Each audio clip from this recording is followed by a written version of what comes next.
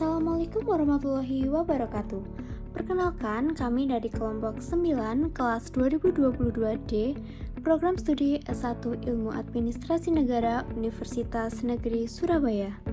Kami akan membahas dan menganalisis secara tuntas mengenai kebijakan pemerintah di bidang pendidikan.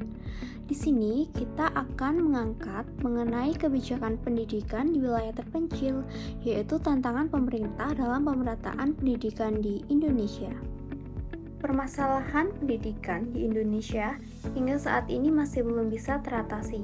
Banyak sekolah di wilayah terpencil tidak memiliki fasilitas infrastruktur yang memadai, seperti bangunan, ruang kelas, sarana dan prasarana. Akses transportasi, listrik, dan koneksi internet juga masih buruk.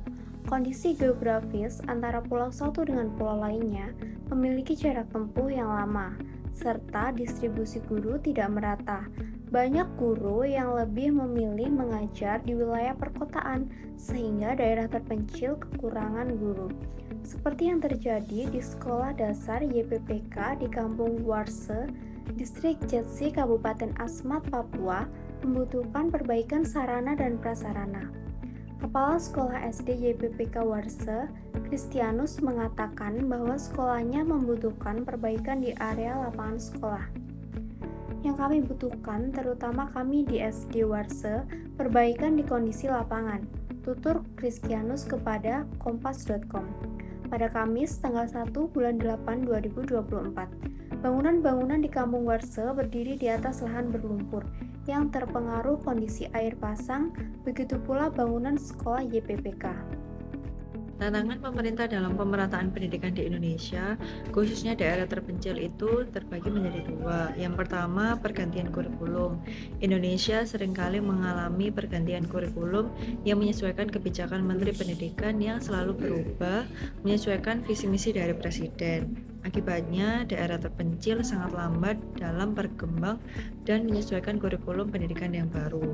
Kedua, akses teknologi dan jaringan internet. Teknologi dan jaringan internet yang dirancang dalam sistem belajar mengajar di kelas dan diterapkan dalam pengumpulan tugas menciptakan kebiasaan baru dalam pembelajaran. Kondisi tersebut menjadikan wilayah terpencil belum mampu dalam menerapkan kurikulum baru lantaran kurangnya akses internet. Regulasi yang relevan yaitu regulasi kebijakan pendidikan daerah terpencil didasarkan pada Undang-Undang Nomor 20 Tahun 2003 tentang Sistem Pendidikan Nasional yang mengamanatkan hak setiap anak untuk memperoleh pendidikan termasuk anak di daerah terpencil. Yang kedua, Peraturan Presiden Nomor 63 Tahun 2020 tentang penetapan daerah tertinggal tahun 2020 sampai 2024 yang menetapkan kriteria dan daftar wilayah 3T.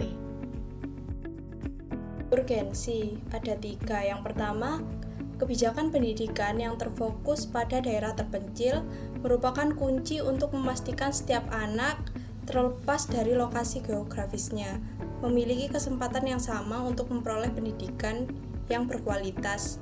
Yang kedua, memutus rantai kesenjangan. Tanpa kebijakan yang tepat, daerah terpencil akan terus tertinggal dari wilayah lain, menciptakan kesenjangan pendidikan yang lebar dan menghambat kemajuan sosial ekonomi. Yang ketiga, mengembangkan potensi bangsa.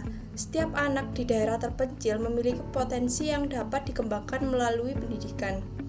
Kebijakan ini menjadi investasi jangka panjang untuk pembangunan karakter dan sumber daya manusia yang unggul bagi negara.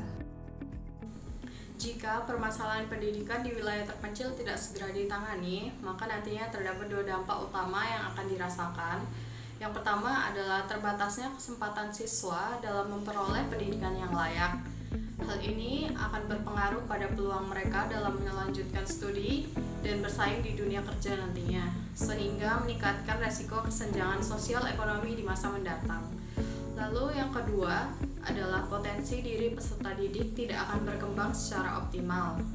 Keterbatasan sarana belajar dan akses pengetahuan membuat anak-anak di wilayah terpencil sulit untuk meningkatkan kompetensi, sehingga nantinya dapat menghambat perkembangan kemampuan dan inovasi yang seharusnya dapat mereka capai.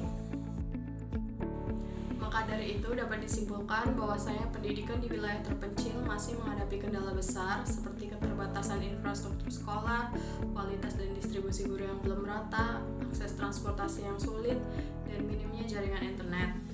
Kondisi ini menimbulkan kesenjangan pendidikan antara wilayah terpencil dan perkotaan yang dapat menghambat peningkatan kualitas sumber daya manusia.